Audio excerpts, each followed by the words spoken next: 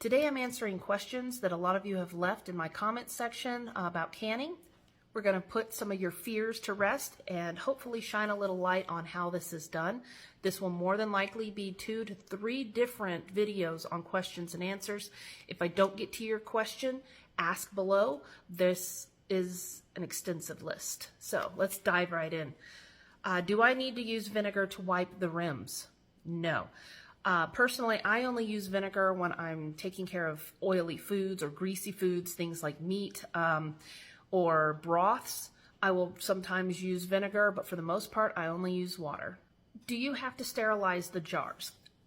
According to the USDA, yes, it is a good idea to sterilize your jars to make sure that there's nothing inside that could cause any kind of bacterial growth. According to Rebel canners, no, you do not. Now, do I sterilize mine every time? No. I am leaning towards the Rebel canner side. If they just come out of the dishwasher, to me, I don't need to do that again.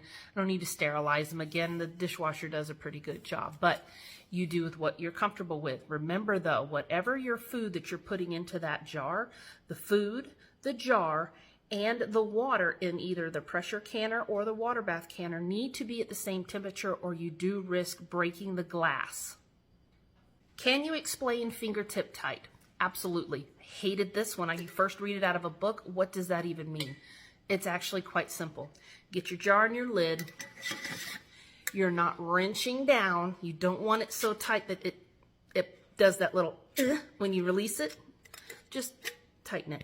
Okay, you don't want it so loose that your ring is moving. You don't want any movement in that. So just right between. If it's a little tighter, then, you know, as long as it's not jolting, that's the best way I can explain it. There is a little bit of a give in there. If you go too tight with it, what will happen is that pressure, the air, and everything inside, it can't release, and it will blow your glass up. If it's too loose, then all your goods are going to come out because there's a gap.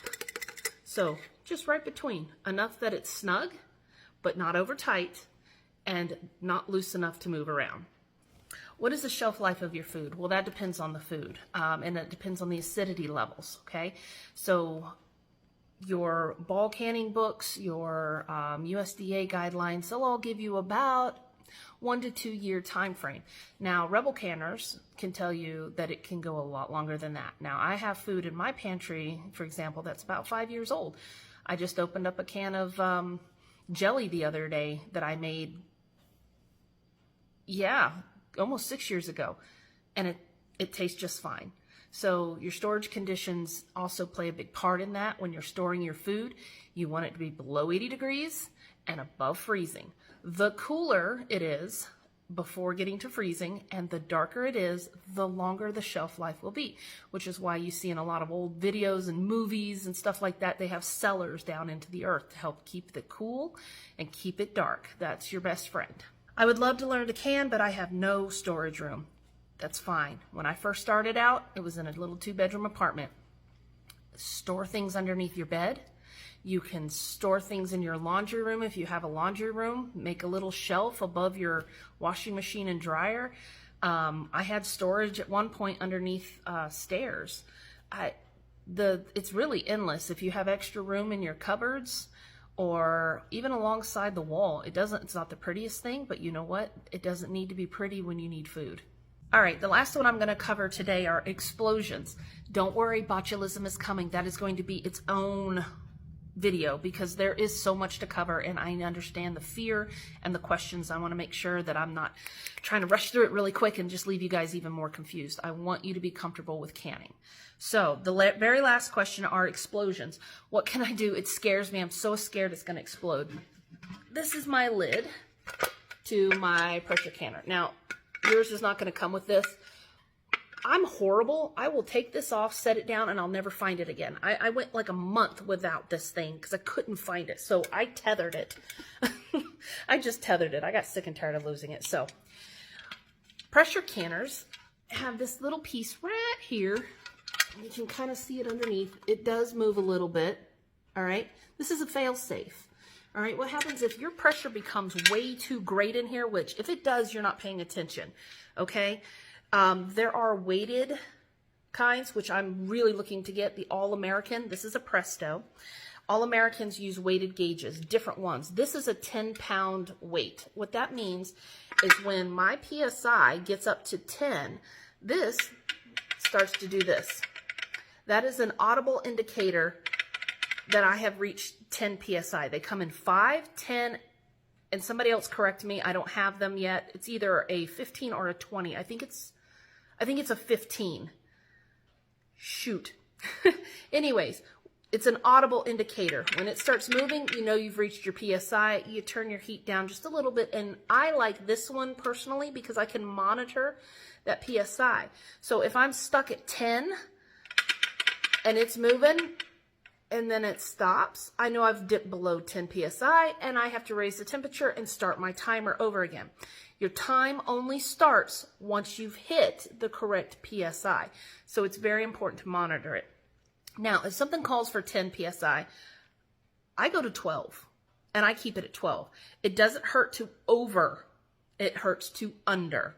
Under is where your botulism and your bacteria growth happens.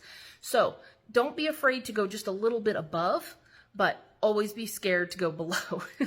So anyways, like I was saying, this little guy is made to basically come out if your PSI gets too hot. This little thing will pop out and your steam will go this way.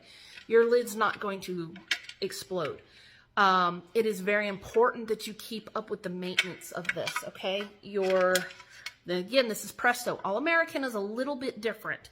I don't have one of them, so I can't exactly speak to full knowledge. I can only tell you what I do know about them. So with Presto, and I believe All-American, these need to be replaced.